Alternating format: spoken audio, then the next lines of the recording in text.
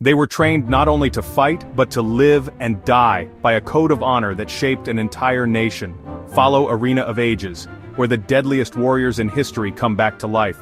The samurai of medieval Japan were more than soldiers. They were an elite class bound to serve their lords with absolute loyalty, forged through a lifetime of discipline. A samurai's training often began in childhood. By the age of 5 or 6, a boy born into a samurai family was already introduced to weapons. The bow and arrow were often first, teaching balance and focus. Soon after came the wooden sword, the buken, used in sparring drills that imitated real combat without the lethal edge. Physical conditioning was rigorous. Samurai boys were taught to ride horses, to shoot accurately from horseback, to wrestle, and to run long distances in armor. Their training blended martial arts with survival skills, because a samurai had to be as capable on the battlefield as in the wilderness. But unlike Spartans or Vikings, samurai training was not only about the body, it was equally about the mind. Samurai studied literature, calligraphy, and poetry. They learned Zen meditation to calm the spirit, because a warrior who lost control of his emotions was already defeated. At the heart of their discipline was Bushido, the way of the warrior. This unwritten code demanded honor, loyalty, self-control, and courage. To break Bushido was worse than death. In fact, if a samurai dishonored himself, he was expected to commit seppuku, ritual suicide, to restore his family's name.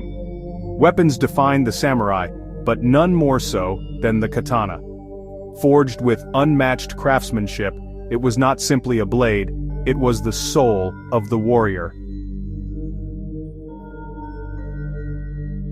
Training with the katana was lifelong. Hours each day were devoted to drawing, striking, and returning the blade in a single motion, a technique called aijutsu.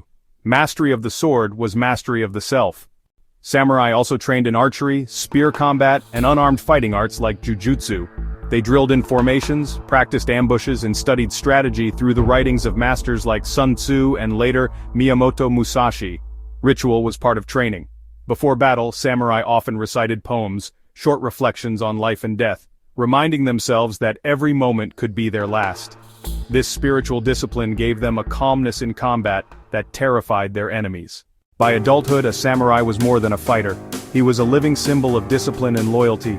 His body was trained, his mind sharpened, his spirit bound to Bushido. And while his life could be claimed in an instant, his honor was eternal. The samurai weren't born into greatness, they were shaped by a lifetime of discipline. The question is, if you lived in their world, could you follow the way of the warrior?